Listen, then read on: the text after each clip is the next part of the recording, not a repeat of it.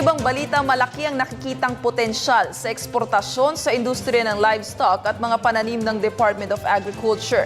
Nakatuon ang pamahalaan sa lakas ng demand ng mga ito, kaya't patuloy ang paghihikayat sa ating mga farmers at livestock raisers na ipagpatuloy ang ganitong klaseng kabuhayan. Para sa detalye, balitaan mo kami, Jackie Sat.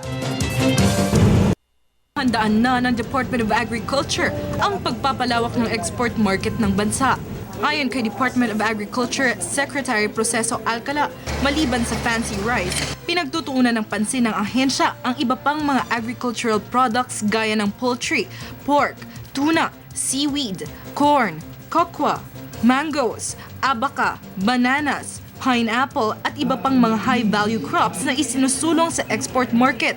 Kaugnay ang Agri-Pinoy framework ng ahensya, gaya ng mga principles nito sa food security and sufficiency, sustainable resource base, farm-to-table services, enhanced productivity and market access na tutulong sa karagdagang kita ng mga nasa agribusiness at broad partnership sa mga producers at ibang stakeholders.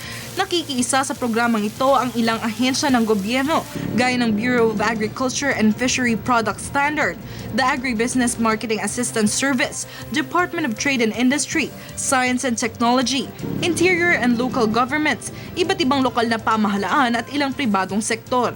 Ayon pa sa Department of Agriculture Secretary, patuloy nilang isusulong ang mga programang nakakatulong sa agri-industrial base ng bansa na tumutulong sa rural development gaya ng DSWD at ng National Electrification Commission, kung saan sinisiguro ng mga ahensyang kaalyado ng Department of Agriculture na maaalalayan sila ng gobyerno upang maging profesional at mga ngalakal ng industriya ng agribusiness. Dagdag pa ng Department of Agriculture na ang mga indigenous people, OFWs at mga kamag-anak nito ay makakabilang sa benepisyaryo ng cash transfer program ng DSWD.